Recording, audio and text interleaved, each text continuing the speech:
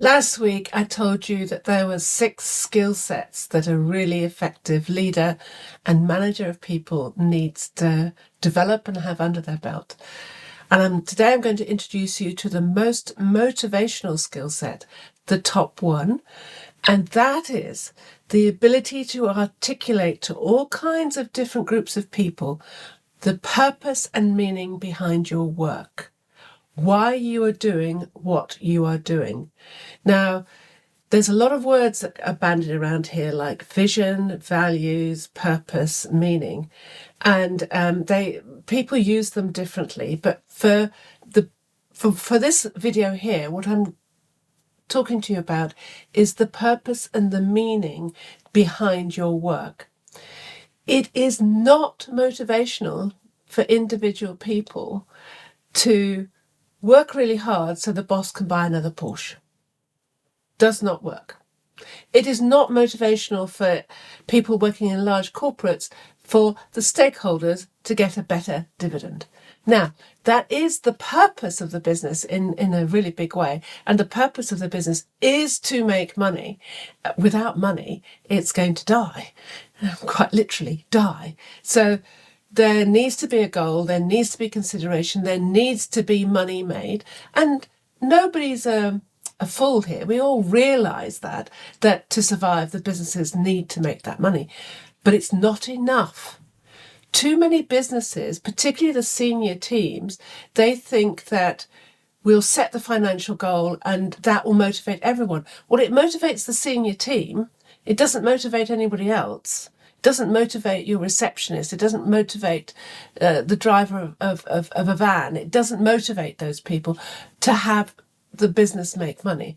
There are some businesses that are motivated by money. For example, sales organizations. You know, because it's intrinsic that money and the successful sales is motivational, will be motivational to most people.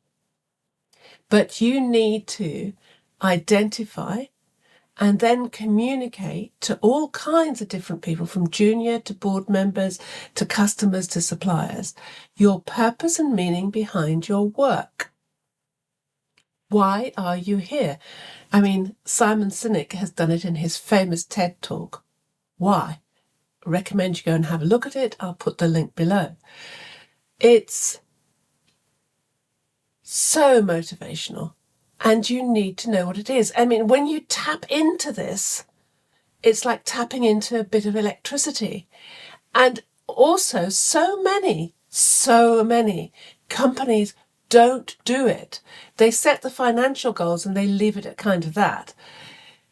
That it is leaving the market open to companies who do the work and access this powerhouse of motivation and energy by identifying purpose and meaning.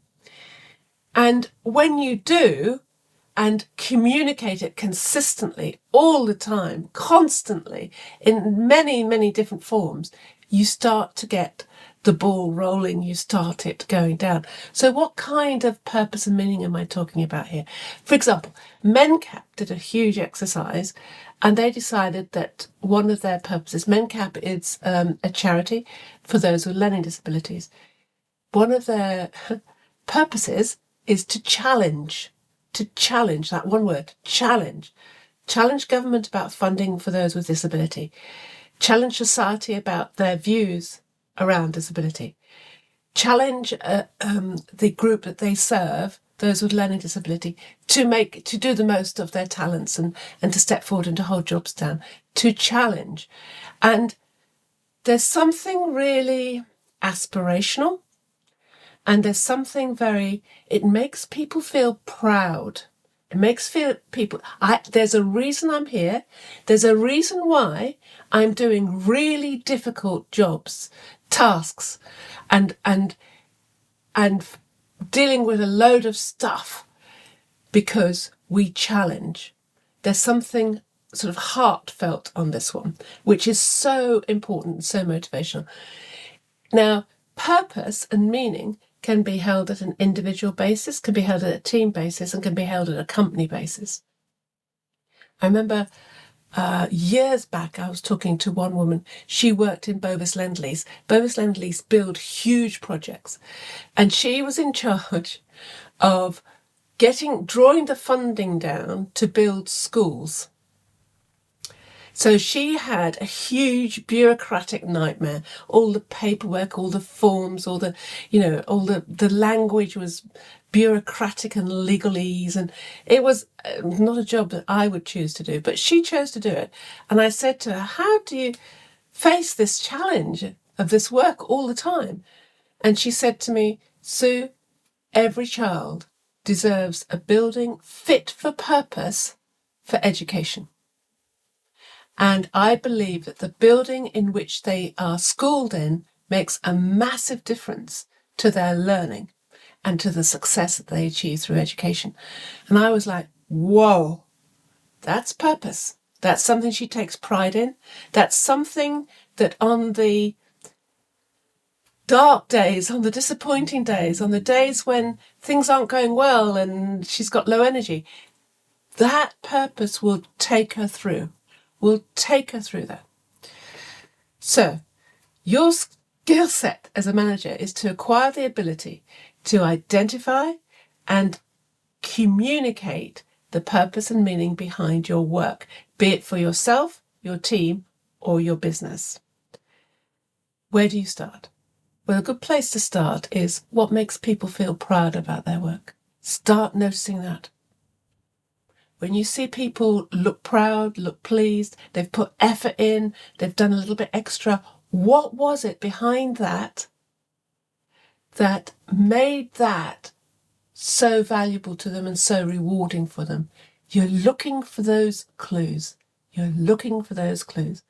And then, of course, the rest is about acquiring those communication skills, that flexibility and communication skills. But there's going to be more on that coming up in the later 5 skill sets that a leader needs to have in order to be successful. Hope that's given you some thought. You might want to start with yourself. What makes your work meaningful and purposeful? Then think on your team, and then think on your business. And then start communicating it to people. Highly motivational. The most motivational thing that you can do as a leader, and so often ignored by companies. This is your competitive advantage here, sitting right there on the table, ready to be picked up. Hope this has been useful to you. Take care now. Bye.